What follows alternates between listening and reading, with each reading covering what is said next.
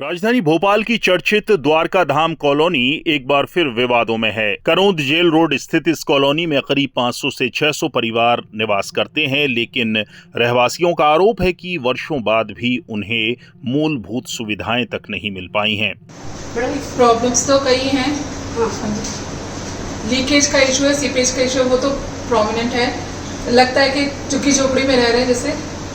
तो हमने अपनी तरफ से वी हैव स्पेंट 1 लाख और रहने लायक बनाया घर को, और नीचे पेवर्स नहीं बने हैं, बाउंड्री वॉल नहीं है, और इश्यूज तो बहुत सारे हैं। पार्किंग वॉज प्रॉमिस्ड, वो नहीं दिया गया। सिक्योरिटी का कुछ भी नहीं है। एनीवन कैन कम, क्योंकि लिफ्ट के पास कोई रहता नहीं। उस हिसाब से आपको क्या क्या कर रहे थे बिल्डर में?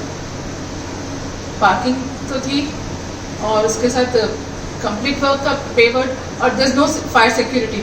बिजली, पानी, सीवेज, साफ सफाई, गार्डन और खेल मैदान जैसी सुविधाओं के नाम पर करोड़ों रुपए वसूले गए, लेकिन कॉलोनी की हालत बदहाल बनी हुई है। रहवासियों का आरोप है कि कई घरों में आज तक बिजली मीटर नहीं लगाए गए हैं और लगातार बिजली कटौती से लोगों को परेशानी झेलनी पड़ती है। आरोप है कि बिल्डरों ने बिजली विभाग का लाखों रुपए का बकाया भी जमा नहीं किया। मैम देखिए, सबसे पहले तो हमारी लिफ्ट ही बहुत खराब है। मतलब कभी भी हमें डर लगा रहता है कि लिफ्ट अब फंसी या तब फंसी, या कई बार गिरने का भी डर रहता है। अब जैसे ऊपर फ्लोर पे बुजुर्ग लोग रहते हैं, कई लोग डिसेबल लोग रहते हैं, उनको आने जाने में बहुत समस्या है। तो लिफ्ट तो बहुत ही घटिया क्वालिटी की है। बिजली की तो हमेशा समस्या ही बनी रहती है मैम। अभी जैसे गर्मियाँ हैं, अभी रात को ही लाइट नहीं आ रही, और बिल्डर का कुछ ड्यू है तो वो एमपीवी से कट जाती है। हमारा बाहर में कॉलोनियों में सब्सिडी मिल रही है, 100 यूनिट 200 यूनिट पे फ्री है। हमारे साथ कई लोग बाहर रहते हैं जो हमें बड़ा होप लगा के आए थे कि यहाँ बड़े बड़े लोग रहते हैं, एक अच्छा सोसाइटी है, पर इसके नाम पे है जीरो है। क्लीनिंग के नाम पे आप लोग चारों तरफ देख रहे हैं, गंदा पानी रोड के ऊपर इकट्ठा हो रखा है। बरसात में रोड आदमी चल नहीं सकता। बिल्डिंग में मटेरियल जो लगा हुआ 3rd क्लास क्वालिटी।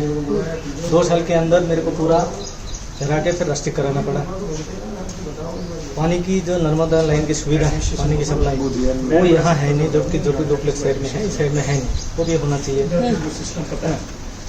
और बाकी लाइट तो शाम के टाइम पे आएंगे, हम साइड में अंधेरा छाया रहता है, तो लाइट भी नहीं, स्ट्रीट लाइट वगैरह वो एक बिल्डिंग में ये बिल्डिंग में टोटल 2 स्ट्रीट लाइट चलता है। वहीं मल्टी और फ्लैट निर्माण के नाम पर ग्राहकों से भारी टोकन राशि लेने के बावजूद कई प्रोजेक्ट्स आज भी केवल कागजों में सीमित बताए जा रहे हैं। रहवासियों ने बिल्डर अशोक जैन, जेके जैन, बलबीर सिंह, बलबीर ठाकुर, रणजीत ठाकुर और अजब सिंह सहित अन्य पार्टनरों पर आर्थिक अनियमितता के गंभीर आरोप लगाए।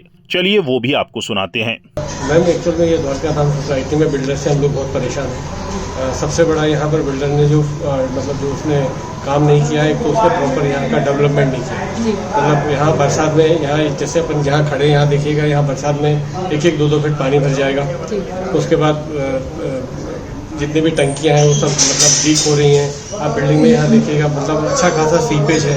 जो इसके सीपेज के जो चैम्बर हैं वो फुल मतलब ओवरफ्लो होते हैं। वो गंदगी तो फैलेगी, पर्यावरण को भी दूषित करेंगे।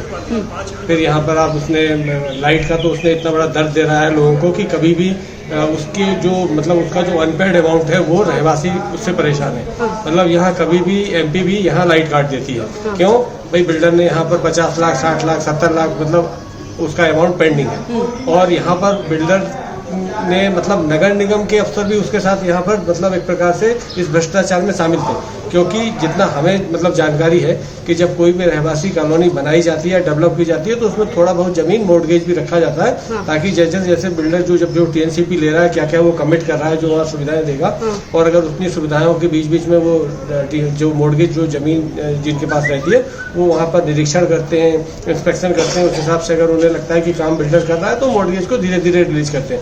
मुझे लगभग 5 साल हो गए इस कॉलोनी में रहते हुए। सबसे बड़ी प्रॉब्लम यहाँ पे बिजली की है कि बिल्डर के द्वारा बिल पे नहीं किया गया, जिसकी वजह से आए दिन बिजली जाती रहती है, जबकि हम रेगुलर पे ही हैं। जो भी हमारे घर पे बिजली का बिल आता है, हम नियत तिथि पे उसका भुगतान कर देते हैं। सेकेंड अभी इशूज़ ये है पानी को लेकर के कि वाटर सप्लाई है जो फर्स्ट फ्लोर से लेकर लास्ट फ्लोर तक आके इतना स्लो हो जाता है कि यहाँ पे रेगुलर वाटर सप्लाई भी नहीं होती है। मतलब as compare to the previous floors यहाँ पर फिर वाटर सप्लाई भी बहुत कम है। हमारा मेन इशू तो बिजली को लेकर के है। कॉलोनी में रह रहे लोगों ने नगर निगम के कुछ अधिकारियों की मिली भगत का भी आरोप लगाया है। उनका कहना है कि ईडब्ल्यूएस क्वार्टर के लिए मॉर्टगेज की गई जमीन पर अवैध निर्माण और खरीद फरोख्त की जा रही है। मामले में करोड़ों रुपए के भ्रष्टाचार की आशंका भी जताई जा रही है। इतना ही नहीं, ईडब्ल्यूएस जमीन पर अवैध निर्माण, खराब गुणवत्ता के मकान, जल भराव, भवनों में दरारें और छत गिरने से खतरे जैसी समस्याओं से लोग डरे और सहमे हुए हैं। कॉलोनी वासियों ने प्रशासन से पूरे मामले की निष्पक्ष जांच और दोषियों पर सख्त कार्रवाई की मांग की है। पॉलिटिक्स वाला के लिए भोपाल से कविता साहू की रिपोर्ट।